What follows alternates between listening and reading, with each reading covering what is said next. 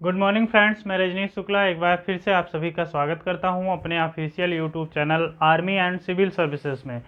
जैसा कि दोस्तों आप लोगों को पता है कि हमारे इस चैनल में सब कुछ फ्री ऑफ कॉस्ट आपको एक रेगुलर सीक्वेंस पर आपको वीडियोस मिल रहे हैं। तो वीडियो शुरू करने से पहले आप इस चैनल को सब्सक्राइब कर लें ताकि जो भी नए वीडियोस आते रहें उसका नोटिफिकेशन आपको सबसे पहले प्राप्त होता रहे।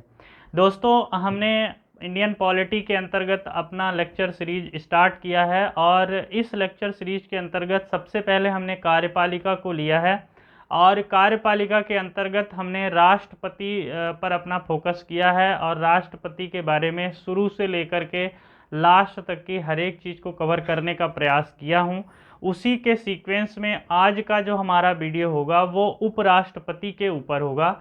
उपराष्ट्रपति का जो पद होता है वो संवैधानिक दृष्टिकोण से तो बहुत महत्वपूर्ण होता है, लेकिन अपने कम्पिटिटिव एग्ज़ाम्स को लेकर के उतना इम्पॉर्टेंट नहीं होता जितना कि राष्ट्रपति होता है, जितना राज्यपाल होता है या कि और बाकी भी जितनी भी संवैधानिक संस्थाएं और पद होते हैं।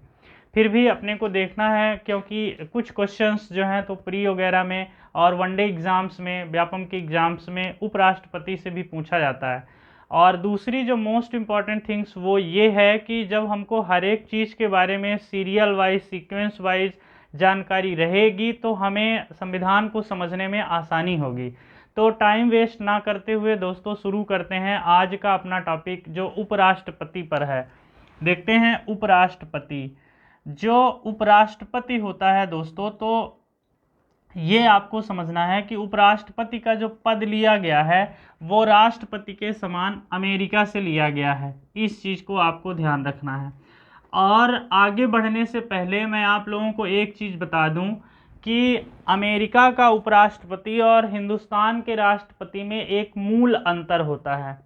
मैंने अपने पिछले वीडियो में बताया था कि राष्ट्रपति अपना त्याग पत्र दे देता है, किसको? उपराष्ट्रपति को दे देता है। अब ये समझते हैं कि जब वो त्याग पत्र दे देता है तो जो भारत का राष्ट्रपति होता है वो अधिकतम 6 महीने तक ही एज अ राष्ट्रपति कार्य करता है।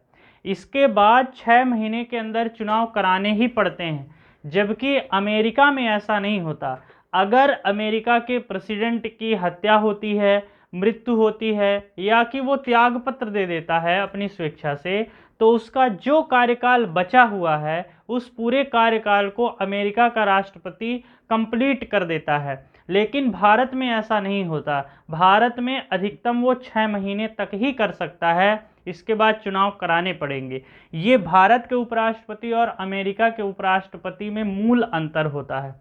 अब देखते हैं, भारतीय संविधान का अनुच्छेद 63 ये कहता है कि भारत में एक उपराष्ट्रपति होगा। भारत में क्या होगा? भारत में एक उपराष्ट्रपति होगा।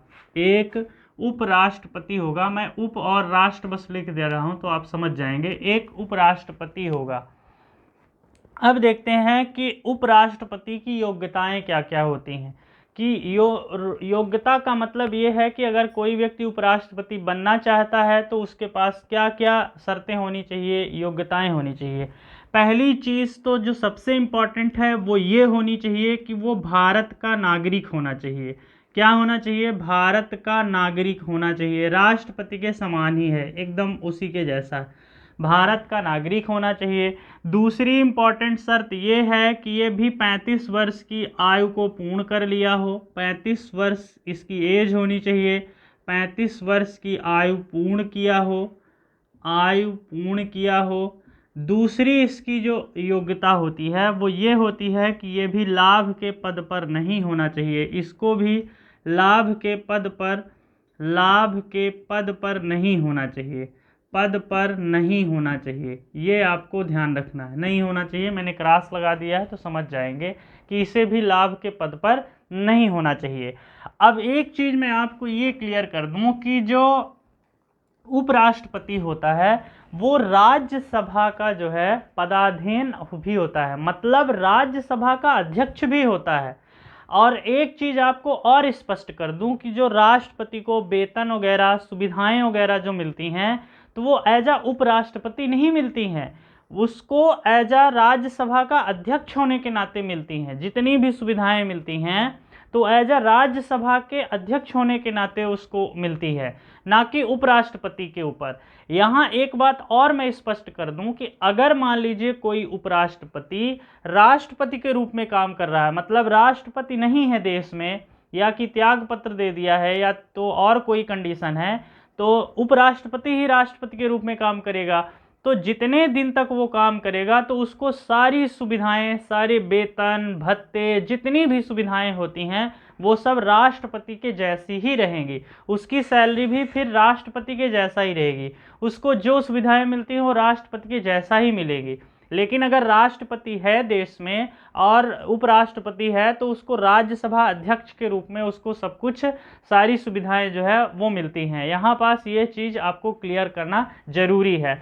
अब देखते हैं भारत के उपराष्ट्रपति का चुनाव कैसे होता है, निर्वाचन कैसे होता है। जो उपराष्ट्रपति होता है उसका चुनाव जो होता है, उसका निर्वाचन जो होता है, वो क्या होता है कि एकल संक्रमणी तो प्रणाली होती ही है। इसमें ये ध्यान रखना है कि इसमें नॉमिनेट मेंबर भी भाग लेते हैं, जो नॉमिनेट किए जाते हैं मेंबर, वो मेंबर्स भी इसमें भाग लेते हैं। जबकि राष्ट्रपति में हमने देखा था कि केवल निर्वाचित मेंबर ही भाग लेते हैं, लेकिन इसमें ऐसा नहीं होता है।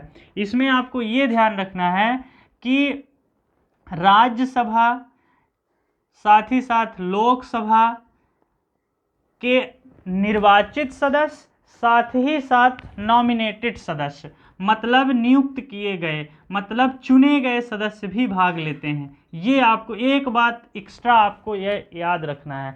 राष्ट्रपति में हमने देखा था कि केवल इलेक्टेड मेंबर भाग लेते हैं, लेकिन उपराष्ट्रपति में इलेक्टेड तो लेते ही लेते हैं, साथ में जो नॉमिनेट मेंबर होते हैं, मतलब जिनका नॉमिनेशन किया जाता है, वे मेंबर्स भी इसमें भाग लेते हैं। दूसरी चीज़ इसमें ये ध्यान रखना है कि जो राष्ट्रपति का चुनाव होता है वो अप्रत्यक्ष होता है। अप्रत्यक्ष एकल संक्रमणीय प्रणाली के माध्यम से होता है। अप्रत्यक्ष का मतलब मैं आपको थोड़ी देर से समझाऊंगा कि अप्रत्यक्ष का मतलब क्या होता है। तो ये ध्यान रखना है कि उपराष्ट्रपति का जो चुनाव होता है वो कैसा होता है, अप्रत्यक्ष होता है। अब इसमें एक चीज़ जो बहुत इम्पॉर्टेंट है आपके परीक्षा के आधार पर, वो ये है कि वो राज्यसभा का सदस्य तो नहीं होता, उपराष्ट्रपति राज्यसभा का सदस्य नहीं होता है, लेकिन सदस्य बनने की योग्यताएं उसमें होनी चाहिए। ये इम्पॉर्टेंट बात है। तो इसमें एक बात मैं ऐड कर देना चाहूँगा कि जब वो राज्यसभा का सदस्य नहीं होता है, इसका मतलब ये होता है कि उसे वोट देने का भी अधिकार नहीं होता है।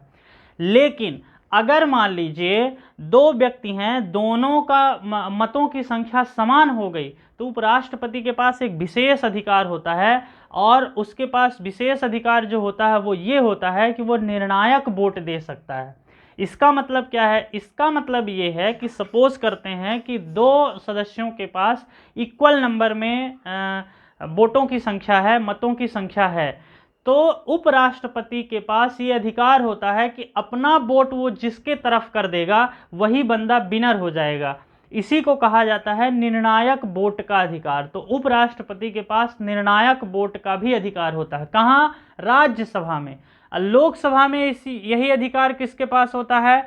जो स्पीकर होता है, मतलब लोकसभा अध्यक्ष जो होता है, ये अधिकार उसके पास होता है लोकसभा में। लेकिन राज्यसभा में किसके पास होता है? उपराष्ट्रपति के पास होता है। ये बात आपको ध्यान रखना है। अब देखते हैं उपराष्ट्रपति के बारे में कुछ और चीज़ें देखते हैं। इसकी वेतन देखते हैं, वेतन भत्ते देखते हैं। मैंने अपने वीडियो के शुरू में दोस्तों मैंने बताया था कि जो उपराष्ट्रपति होता है उसको वेतन भत्ते जो मिलते हैं वो राज्यसभा के अध्यक्ष के होने के नाते मिलते हैं। लेकिन जब उपराष्ट्रपति एज अ राष्ट्रपति काम करने लगता है तो पूरी की पूरी सुविधाएं जो है वो किसकी मिलने लगेंगी? राष्ट्रपति की मिलने लगेंगी। ये आपको ध्यान रखना है। राष्ट्रपति का जो वेतन होता है वो भी आयकर से मुक्त होता है, उसमें इनकम टैक्स देने की आवश्यकता नहीं होती है। ये इसकी वेतन भत्ते के बारे में हो गई। अब इसके बारे में देखते हैं राष्ट्रपति का उपराष्ट्रपति का अपन कार्य देखते हैं। उपराष्ट्रपति का कार्य क्या होता है? उपराष्ट्रपति के जो कार्य होते हैं, तो जो राज्यसभा के सदस्य होते हैं उनको शपथ दिलाना, पहला इंपॉर्टेंट काम ये हो गया। दूसरा इंपॉर्टेंट काम ये हो गया कि जो राज्यसभा होते हैं, जो राज्यसभा के जो मेंबर्स होते हैं, पद और गोपनीयता की शपथ दिलाता है, साथ ही साथ उन्हें बर्खास्त करने का भी अधिकार उसके पास होता है। लेकिन व्यवहारिक ऐसा नहीं होता, क्योंकि राज्यसभा जो होता है उसको भंग नहीं किया जा सकता। 2 साल बाद उसके सदस्य जो है अवकाश ग्रहण करते हैं, तो वो उस समय जो है केवल उसी समय उन सदस्यों को कह सकता है कि आपका कार्यकाल पूर्ण हो गया, अब आपको दोबारा इलेक्ट होना पड़ेगा। यहाँ पास इस चीज़ का अंतर आपको विशेष रूप से करना है। उपराष्ट्रपति का जो महत्व होता है हमारे भारतीय संविधान में वो बहुत ज़्यादा होता है, लेकिन राष्ट्रपति के रहते हुए उसका उतना महत्व नहीं होता है जितना कि होना चाहिए। उसका उतना महत्व राज्यसभा अध्यक्ष के रूप में जरूर होता है। तो उपराष्ट्रपति के बारे में आपको ज़्यादा चीज़ें जानने की आवश्यकता नहीं है दोस्तों। इसके अलावा अगर आपको देखना है तो भारत के पहले उपराष्ट्रपति कौन रहते हैं, तो भारत के पहले उपराष्ट्रपति डॉक्टर सर्वपल्ली राधाकृष्णन रहते हैं, ये आपको ध्यान रखना है। अभी वर्तमान में कौन से हैं, एम वेंकैया नायडू। कुछ एग्जामों में दोस्तों हमने ये भी देखा है कि एम वेंकैया नायडू का पूरा नाम भी पूछ लिया गया था, तो मुप्पा राव बारपू एम वेंकैया नायडू इनका पूरा नाम होता है। मुप्पा राव बारपू यहाँ पास आपको ध्यान रखना है। तो इतनी चीज़ें आपको उपराष्ट्रपति के बारे में दोस्तों जानकारी रखना है। उपराष्ट्रपति के बारे में ज़्यादा क्वेश्चन नहीं बनते हैं, बस मूल क्वेश्चंस बनते हैं। उन्हीं मूल क्वेश्चंस के बारे में आपको देखना है और समझना है। वीडियो को 1 से 2 बार देखें तो ये कॉन्सेप्ट आपका क्लियर हो जाएगा। दोस्तों आपने वीडियो देखने के लिए टाइम निकाला। मिलते हैं अपने अगले वीडियो में, इसके लिए आपको धन्यवाद।